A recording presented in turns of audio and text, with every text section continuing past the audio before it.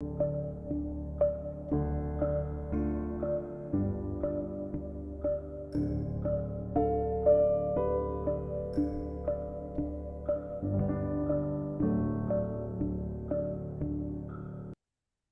guys, this is Tommy with Tommy Nation Politics.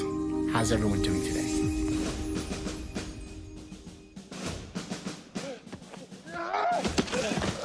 With all due respect to everybody else, Biden is back, baby.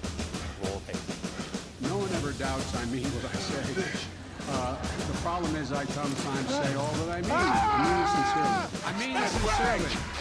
This is not hyperbole. No, I really mean this. No, I really mean it. No, I really mean it. No, Ship all banged up. I really mean it. Who's the man? I give you my word. Who's the man? My word Wait till I is get another Biden. plane. State the I'm lining obvious. all your friends up right beside you. Just listen. That boy, he married up. Sorry, guys. Where you at?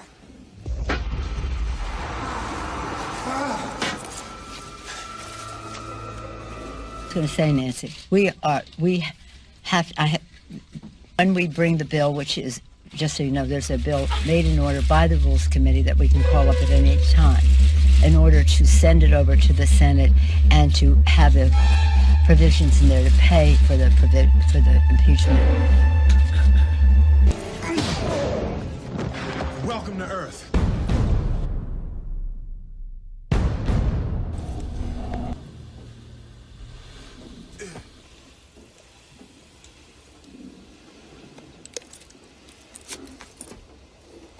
That's what I call a close encounter.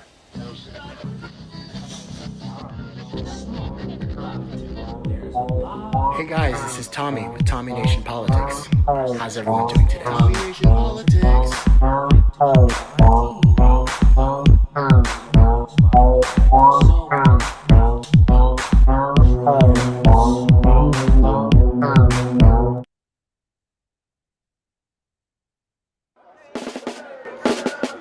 This is the start of the final march for Julian Assange. Farcical, comical even, illegal court process. The whole thing is a travesty. At London's High Court, the Australian WikiLeaks founder appeared via video link from Belmarsh Prison. In October, the same court will hear the US appeal against a ruling that the 50-year-old cannot be extradited because of concerns he'd self-harm. Yesterday, Julian and I were permitted to embrace for the first time in 17 months. Throughout my visit in Belmarsh, I held his warm hand. Julian has been denied the love and affection of his family for so long.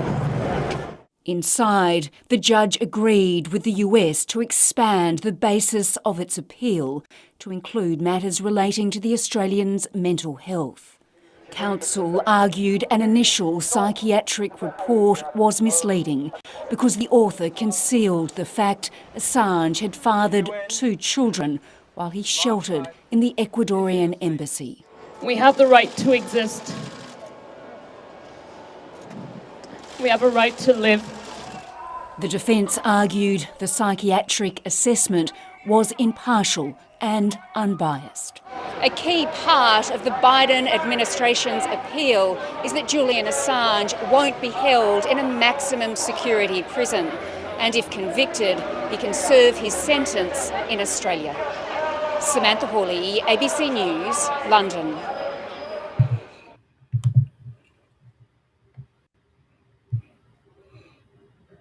What's up guys? Tommy with Tommy Nation Politics.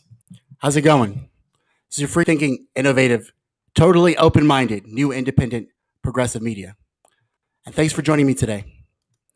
Guys, on January 17th, 1961, President Dwight D. Eisenhower gave the national I often talk about the crushing debt and lack of that come with our broken college system. Entering. I don't know what that was, but anyway, back to me, Eisenhower. 1961. A dire warning about what he described as a threat to democratic governments. He called it the military-industrial complex, a formidable union of defense contractors and the armed forces. That's right, guys. back in 1961. Eisenhower was a retired five-star Army general. The man led the Allies on D-Day. He made the remarks in his farewell speech from the White House. He used that speech to warn about the immense military establishment that had joined with the large arms industry. So everybody knows, everybody's heard that excerpt. In the councils of government, we must guard against the acquisition of unwarranted influence, whether sought or unsought by the military industrial complex. The potential for the disastrous rise of misplaced power exists and will persist. Since then, guys, that phrase has become all too much of a reality. And the military expansion, including the military expansion of the budget, and the conflict of interest with Gina Haspel, ex-CEO Raytheon, as the Secretary of Defense, it made those words come all too true. So in the rise of expansion of the military-industrial complex, and the banks in Wall Street, and the rich and the 1% owning more wealth than the bottom 90% combined, there's nothing real left in this world. Not truth, not love, not justice. People took to the streets last year around this time because there was no justice, and no justice, no peace. Now there's no truth. Now truth is a crime. They're taking our life, liberty, our pursuit of happiness. And so, I mean, how much more can you take, guys? I can't take much more.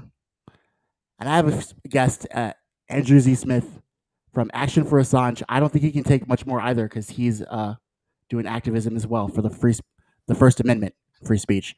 Can't wait to talk to you. I'm going to let you on right now, bro. How's it going, Andrew? Good, buddy. Thank you very much for having me on. I appreciate it. Sorry to have to reschedule on you earlier in the week. It's cool, man. We're busy working class people. Absolutely. So, it happens, bro. So what you been up to lately? Like, what are you up to? So I'm currently driving to Washington, D.C. We have a weekend of actions planned. Tomorrow at noon, we're going to meet up on the north side of town by some media stations and just do basically a march through an urban area from TV station to TV station, trying to draw additional attention and local media to our Saturday rally, which we've titled "End the Damn Wars."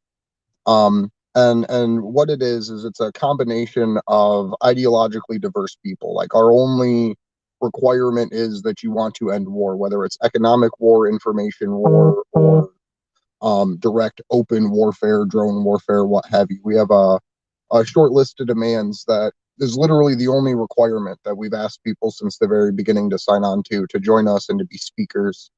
And it's actually led to some really cool things, where we've had, for example, in Arizona, we have the Libertarian Party organizing an event with the Green Party, the Socialist Equality Party, I believe a local chapter of the DSA out there, and a couple other groups, on an issue-specific basis about war. People will have the other conversations about, like, political identity and economic philosophy and things like that, but the goal is to bring conscious, ideologically motivated people around the issue of war specifically, and how the U.S., whether you want to come at it from, right, like a financial angle of, hey, we've spent trillions of dollars, whether we want to come at it from the angle of, hey, this has costed millions of lives around the world, or you want to come at it from the environmental angle of, the U.S. military is literally the largest polluter globally, where they surpass almost like 120 other nations in just exhaust output. That's not even counting more than like BP. Sorry? Even more than BP. Mm-hmm. They're big polluters. So, really? like, shit. Personally, I'm a free speech organizer. I've been working for, like, ever since Julian was taken to prison about 2.5 years ago, to try to build a U.S. movement to support his release. Demanding it from politicians. We worked tirelessly and spent almost 6 weeks on the ground in DC throughout 2020, and so far this year we're close to 8. So my big thing is freeing Julian Assange, but there's so many other intimate and intricate things that go along with that, because even if he walks free in England, it's not going to stop the next publisher or the next journalist from getting arrested on the same charges. So, with a busy working class family life, like what made you give more of your time and commitment to Action for Assange? Like, what caused you to respond to the message? Well, Personally. I'm one of the co-founders of it, and one of the things that happened. So I'm a single dad. I have two kids. I have full custody of them. I work about a 50-hour-a-week job, and I host a YouTube show on Tuesday nights and Saturday nights. Nice. One of the things that happened. What time on Tuesdays? What time on Tuesdays? 9 p.m. Oh, damn. 9 p.m. Tuesday, and then 1 p.m. on Saturdays, generally, unless we have like an action or something. Nice. But April 11th, 2019, Julian was taken out of the embassy and moved to Belmarsh prison. Sorry, I'm muting my phone. After a $4.2 billion loan from the U.S. International Monetary Fund to the nation of Ecuador. So the U.S. literally purchased him and then trafficked him to the U.K. prison. And I went to Washington. It was, I believe, a Wednesday evening here in the U.S. when that happened. I called off work Friday and went straight to DC. It's about a 6 to 8 hour drive, depending on how many stops I take in between. I got there at about 9 o'clock at night outside the British Embassy, and everybody had left. I had known, I don't know if your audience would know him or not, but Lee Camp, just from my time as organizing as a Green Party member. And I messaged Lee and I said, hey, where'd everybody go? Where's the protest for Julian? He said, oh, I think they all went home around 8 o'clock. And this is right. We're at the time, I want to say we're like 5 years out from Occupy Wall Street, where protests were you just didn't leave, where people showed up, we put up tents, we fought the police, and we didn't leave. We claimed ground, right? And that didn't happen. There was no one. There was no one at the embassy but me at 9 o'clock at night, 2 days after Julian was taken to prison. And so I had a really long, really deep drive home because I had, I don't know, 8 hours of just thinking about what to do. So I just started putting up posters. Personally, I started hanging up posters all over my city. I hadn't even thought of starting a YouTube show or organizing people. This was my issue. This is what I was going to do in my community with the time that I had. There's a podcast called Anonymous Bites Back that's hosted by Mark Lubbers and a handful of other people. They got myself on there along with at the time, young journalist, just graduating Kent State University. We lived about maybe an hour and a half apart. And we were both on this podcast. We didn't know each other, but she had been doing work covering Julian's prosecution at Kent State, and I had been doing it in the streets. So they brought us together just for a podcast, and it turned into us essentially developing a game plan for how to build U.S. resistance to Julian's prosecution and hopefully not, but eventual extradition. So what we did is we started our group called Action for Assange. She had a journalism background, I had an activism background, so we worked together to essentially develop a YouTube show, podcast, whatever you want to call it, specifically to organize people and show support for Julian. And one of the hopes was that we could encourage other people to take action, because I was pretty well connected in the left-wing independent media sphere. Like I had talked with Jimmy Dore, I had worked with a bunch of different Green Party Talk to Jimmy Dore. I'm a huge fan. We've actually had him on the show. Tell him I said hi. I will. But I love that guy. Long story short, 2 years after we started, when Julian had been taken to Belmarsh for 2 years, this was April 11th, 2021. We had managed to organize 56 events in 36 countries around the world,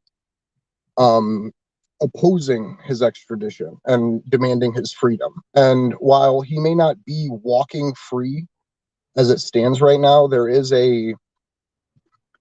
his extradition is still refused. He still has not been handed over to the United States. Everything they said in court is horrible.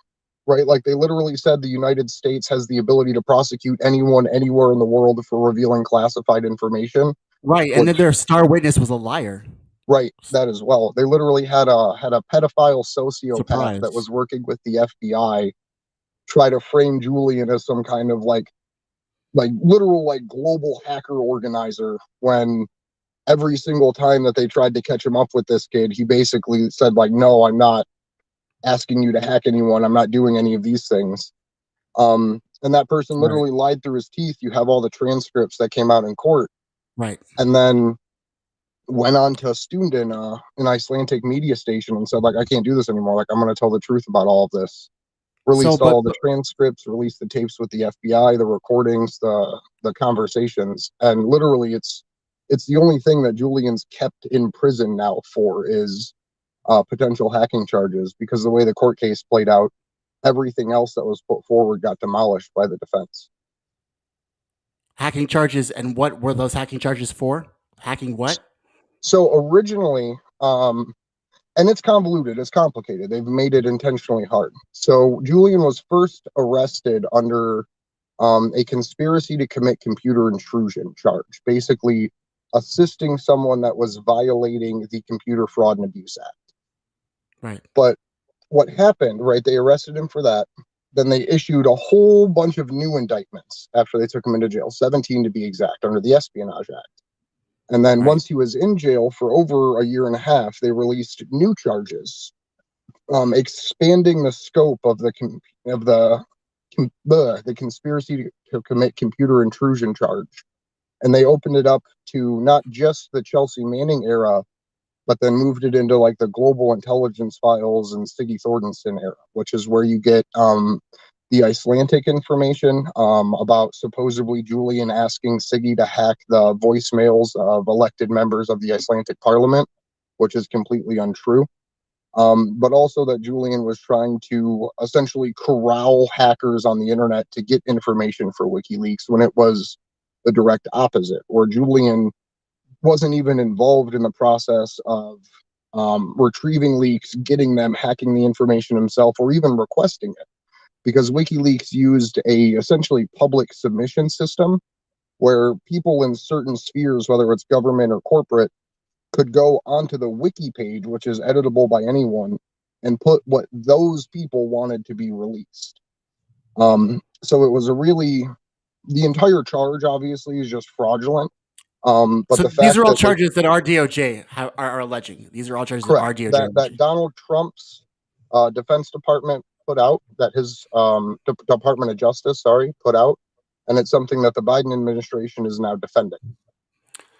So something I want to talk to you about right now is that, I don't know how you feel about Donald Trump or whatnot, but there has been massive strategy and divide and conquer tactics with the CIA towards him and being a Russian puppet. The CIA was playing games with him, the Steele dossier. I don't know if you saw Rachel Maddow and the CIA director John Brennan on television, but pretty much, he was revoking the John Brennan's clearance, and then it could be illegal for some reason because he's John Brennan, the deep state, permanent state, security state. So these guys are liars, but they're insidious liars, and they have this persecution of the truth seekers and the investigative journalists has culminated into somewhat of like an Orwellian landscape of a mass media manipulation, okay, that unfortunately distracts and deceives the majority of the normal people. So, which is probably why we're not getting so much of a response. Like Chomsky called it manufacturing consent. But what would you call it? And like, how can we counter that if literally these guys are the fact checkers and they're the, they're the first thing we have to point out is the propaganda itself, because Russiagate was a mass propaganda effort, but it was only one half of the propaganda effort that was taking place. We had what I refer to, and what Susie Dawson, I don't know if anyone knows who she is, but I'll give her credit for this because she came up with the term counter-reinforcing propaganda.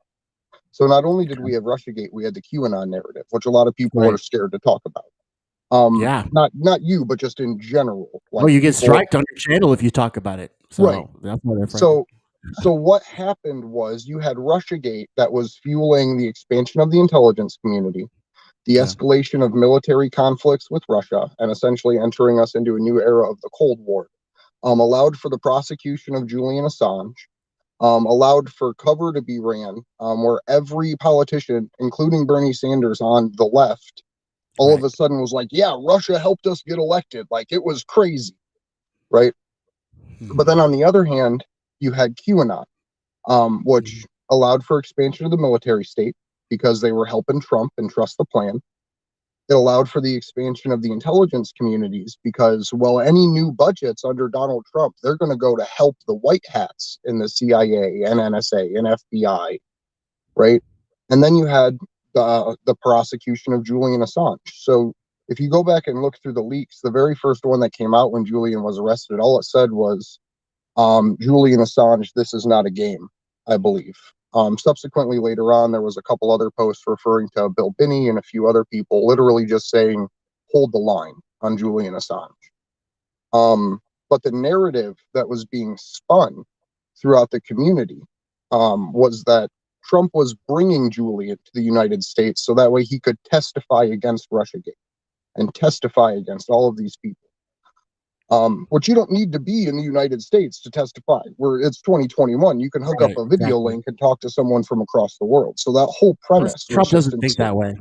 Trump doesn't think that way. He So thinks you had Russiagate and QAnon that both allowed the expansion of the military state, both allowed the destruction of journalism around the country, right? Both threw people into rabbit holes, having them ignore the mass poverty around the country, right? It's not Russia's fault that we don't have health care. It's not Russia's fault that everyone's getting evicted. It's not Russia's fault that our infrastructure is crumbling. Thank you. Preach it, Andrew. Preach it. And then the prosecution of Julian Assange. Like, all four of those things were on both sides of the propaganda spectrum. So whether you believed in Russiagate or QAnon, you were cool with Julian getting arrested, you were cool with the NSA, CIA, and FBI getting stronger, and you were cool with literal expansions of military development in what would otherwise be on both sides of the political spectrum, anti-war fervor. Because that's how Trump got elected. I love the WikiLeaks and these damn wars, literally going as far as to attack the Bush family about 9/11. And then arrests one of the most prominent journalists in the world. And then the irony of the whole thing, right? The one media institution that would have had the power to expose the Hunter Biden laptop story, their publisher was in jail. So I'm wondering, why do you think that Trump didn't pardon Julian Assange? Like, why do you think, or Snowden for that matter? Why do you think? The official story that we get from Tucker Carlson, if we choose to believe that, is that they threatened to go through with impeachment if Trump pardoned Julian. That's the official, if you look into it, what is said about it from right-wing sources. Their impeachments are stupid. The Democrats' impeachments are stupid. They never work, ever. Right. But personally, I think he went after him because he's all part of the same team. Right? Yeah. Like, he was going after absolutely anyone that could threaten U.S. hegemony and could use information exposed to the public against the U.S. state, right? Like, not that it's equal by any means, but you had Jeffrey Epstein get arrested and Julian Assange. Like, they're diametrically opposed people, mind you, right? Like, one of them uses blackmail for political power and gain, and Trump had been on his plane multiple times. Right. The other one uses journalism and the release of otherwise secret information to just show the public what is going on.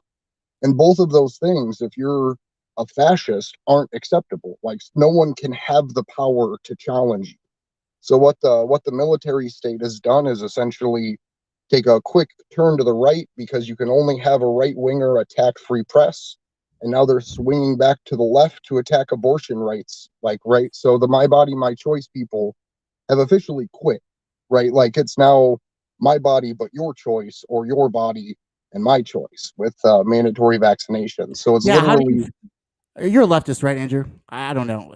You could be a libertarian. I don't know. Are you? I'm both. Like, I was once elected as a Green Party member in Ohio, but I'm also a registered libertarian in California. I mean, I feel like if we could all just get together and either go either way and just not vote for the Democrats or Republicans, we'd all be much better off. So either way, but I don't, as a leftist, I've always been pro-choice, and so this mandatory vaccine thing, it rubs me wrong. Like, I don't care if they're right, I don't care if they're fucking righteous. It's still my body, my choice, and I've been consistent on that since forever. So now I'm not changing. So that's just how I feel about it. It's just like, mandatory vaccines are not something that I agree with, even if they're right. I don't get right. Okay. But back to the idea you were talking about pulling both of those diametrically opposed ideologies together, like libertarianism and socialism. Personally, and this is my opinion, whether you're a libertarian, a socialist, communist, or anarchist, the only difference, like there's the on paper what we call differences, but really the only difference is the size that you see your family. A libertarian sees their family as them and the people directly near them. A socialist and a communist see their family as the community that they're in, or the nation that they're in, or the planet, depending on what type of socialist, communist, anarchist you are. The cool And thing then the about this country, differences grow from there, right? So the whole idea is finding commonality, right? Finding underlying principles that no matter if you believe your family is the entire planet or you believe your family is just your children, you can agree with, like healthcare, like housing, like free speech, all of these other different ideas. I agree with that. But so that's the cool thing about this country is that we all, and then we all fight for the common good, and then e pluribus unum and all that. So Assange leaked numerous truths about our Middle Eastern regime change wars, of course. How do you think this affected the Department of Homeland Security and their intelligence agencies? How do you think he damaged them to the point where they're so angry? God. I like math, right? Like I'm a weird person. Like I enjoy math and numbers and stuff. Chelsea Manning, when she released the information that she did, she was one in 100,000 people that have it. I actually have friends, like Adam Kokesh, for example, that had access to that exact same information. That they could have been the Chelsea Manning of that era. They could have released it, but they just didn't, because it wasn't something that crossed their mind at the time. So Chelsea Manning was one in 100,000. Then you have people like, let's say, Daniel Hale, who is one of thousands of drone operators, right? That he is the person that came forward that revealed the programs that were happening, even though any of those other thousands of people could have. You have Edward Snowden, who is maybe one of tens of people, right, that had access to the information that he did at the level that he had it, that could have released that. And then there's a gentleman by the name of Joshua Schultz, who isn't even the source of this information, but is in jail for it. Vault 7, the information that literally revealed the entirety of the CIA's hacking arsenal. Every cyber weapon that they have got released. They still don't know who did it. They have admitted in court they don't know who did it. There's a man that's been in jail for almost, I believe, like 1,400 days, if not a little bit more, for allegedly, not even proven. The government's admitted they don't know, but allegedly revealing this information. And he was one of maybe at most 10 that had access to the server with every single CIA cyber weapon on it, right?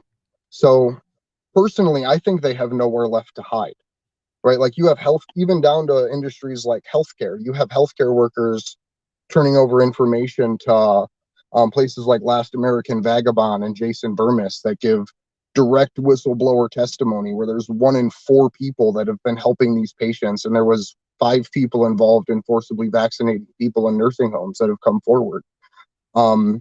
So personally, I think they're scared shitless, and that's why the world is the way that it is. And that's why they've forced society to go crazy and divide multiple times on multiple faults. Now, Because I speaking of just that, don't think they have anywhere left to hide or anywhere left to run, really.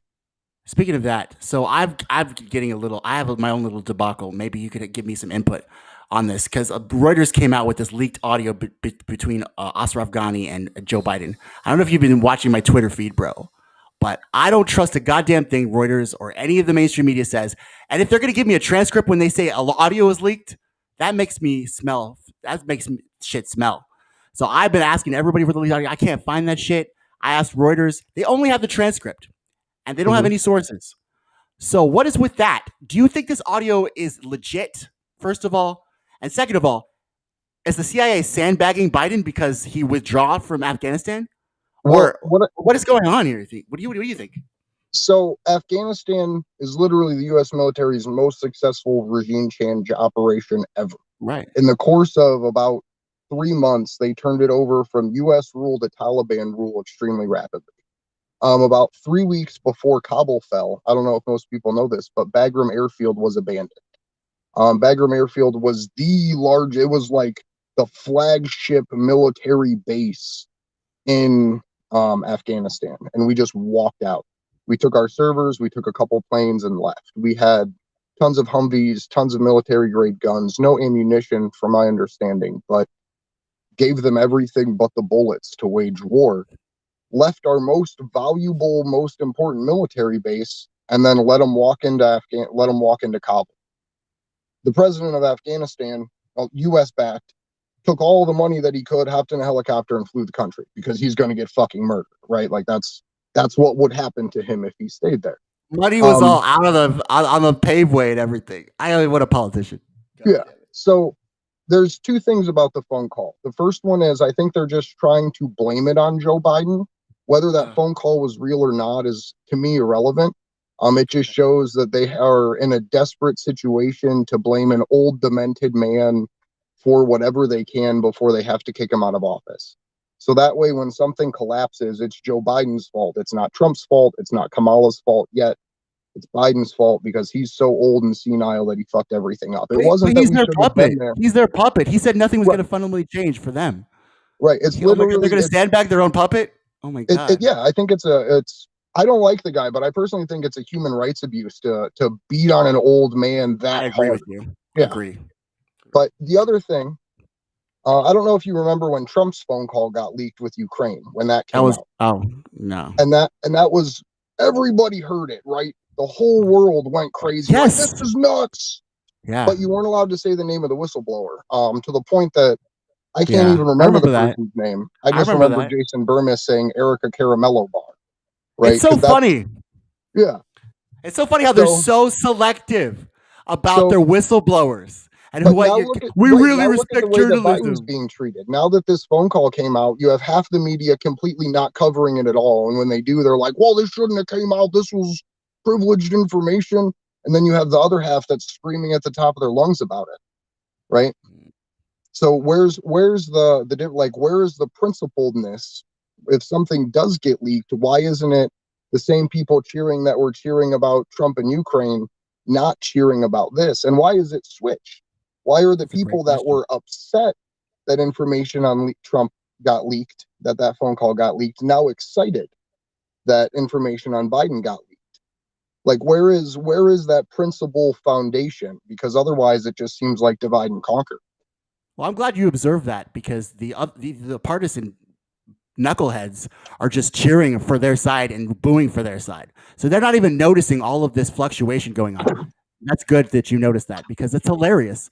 And it's literally every right winger who didn't want the Raffensperger call to come out. Can I find 11,000 votes? You don't want a fair election. Now is talking about the leaked audio of Biden. And oh my God, isn't that funny? See, like this is what I'm talking about. Is just that these guys are unelected. First of all, this is a coup. This is a coup to me. Yeah. Well, so I was in DC on January 6th. Like I was at the Capitol about 30 minutes after the shooting happened. We were at our Airbnb. We heard the news, and I headed out there to go act as a journalist and as basically an agent of peace. Like we were able to de-escalate the crowd. Out literally on the steps of the Capitol, got them chanting "Pardon Julian Assange." While they're standing there at whatever the hell you think January 6th was. I'm not even going to go through that. But there's the fundamental problem is that we're in a class war, right? And we've had a militarily occupied Washington, D.C., and that is the border of whether you call it the deep state, whether you call it like global capitalism, the globalists, like whatever you refer to that ambiguous they to, the wall and militarization of Washington, D.C. is their physical border in the real world. It's no longer an information war. It is, they planted a flag, they built a wall, and they said, if you cross it, you're dead. Yeah, at this point, it's just like Katniss Everdeen in the Hunger Games. Like, literally. You have the media going with the Flitwick guy, the girl on fire. You got everything going on just like the Hunger Games, I swear to God. So what do you think is going to be the next, what do you believe will be ultimately the fate of Julian Assange? What do you think? So I don't have hope, right? in the political process. I don't have hope that the United Kingdom will magically change their tune and say, oh, yeah, it's cool. We understand what was going on now that we got through this legal process. I don't have hope that the Department of Justice will go, oh, we never thought that, we were prosecuting a journalist. Let me drop these charges. Right. But the thing that I do have hope in is people's ability to organize, because we haven't lost that yet. You can still walk out your front door, go to your neighbor's house and say, hey, there's this really bad thing happening. Why don't you come with me and we'll go talk to people about it? You can still do that. Like, the world hasn't lost the ability to ask other people to join you on an issue.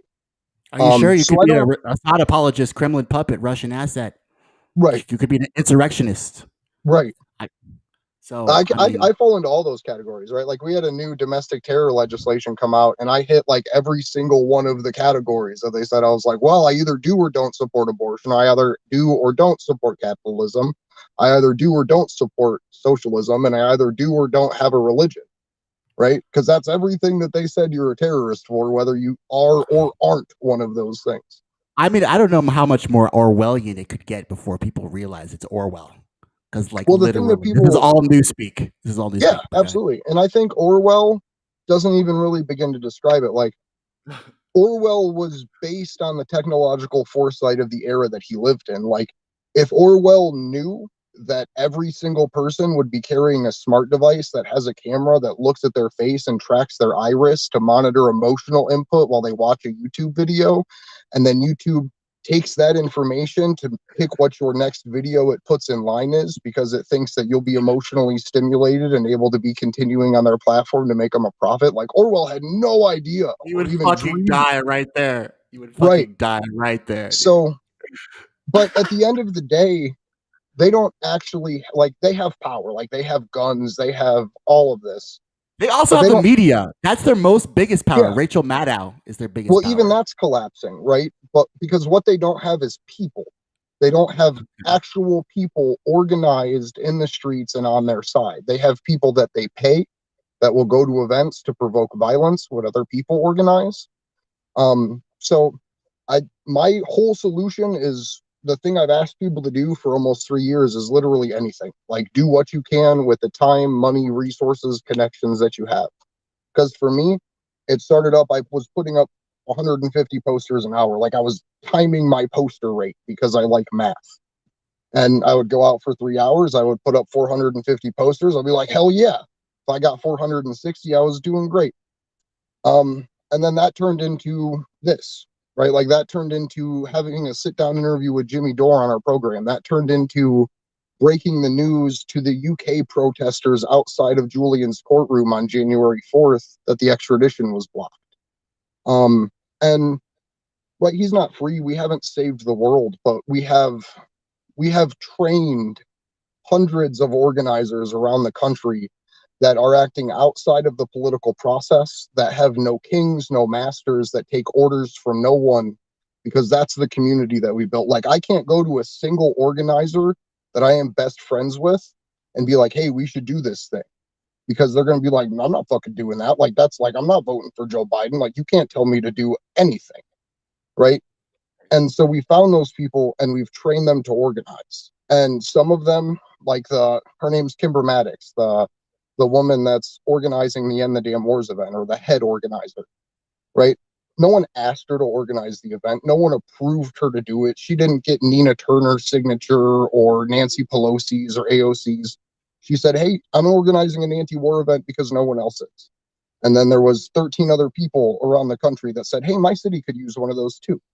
So it's literally just getting people to do anything is the most important thing, whether it's for healthcare, whether it's for anti-vax, not anti-vax, but anti-vax mandates, right? Whether it's for abortion rights, whether it's for free speech, whether it's for something completely obscure, right? Like, let's say you're a single payer auto insurance activist, like, fucking run with it. Like, whatever it is you care about, make sure you tell people and make sure you organize them and get them to organize themselves. I like your energy, man. I like that a lot. That's tight. I try. It's fucking tight. But I do got to hit the road again. I've got about 2 hours before I'm in Washington. I know. So, okay, real quick before you go, I wanted to get to so many other questions. So you're gonna have to come back, okay? Because Oh, absolutely. I would ask you Absolutely. so many other questions, but thank you so much for being on. So what's the next event you'll be speaking at and where? Tomorrow, I have to pull up the address. I don't have it on hand, but we'll be at the north side. We'll put it. It's on Twitter everywhere. If you go to endthedamnwars.com. But And that's tomorrow, north side of DC at a bunch of different TV stations. Saturday at John Marshall Park, it's kitty corner from the Capitol building. We're doing a 5-hour anti-war protest and then marching half an hour to Lafayette Park to finish our rally. And then on Sunday, we're meeting outside of the British Embassy in Washington, which shares a parking lot with the Vice President's mansion. So we get to protest the British as well as Kamala Harris at the exact same time. you might hear her laughing. So, how can people get in touch with you? Me personally, you can Yeah. find me on Twitter at Andrew Zigmund, Zigmund. You can find the work of the Action for Assange community at action_4Assange on Twitter. But also Thanks, Action for Assange on YouTube and A for A on Rockfin. Safe travels on your journey, bro. And Thank you, buddy. I appreciate it. Peace be it. Yeah, thank you, man. So, guys, that was Andrew Z. Smith, the soldier of light. Guys, this is Tommy with Tommy Nation Politics. Y'all be free thinking, innovative, totally open minded. Tommy Nation Politics.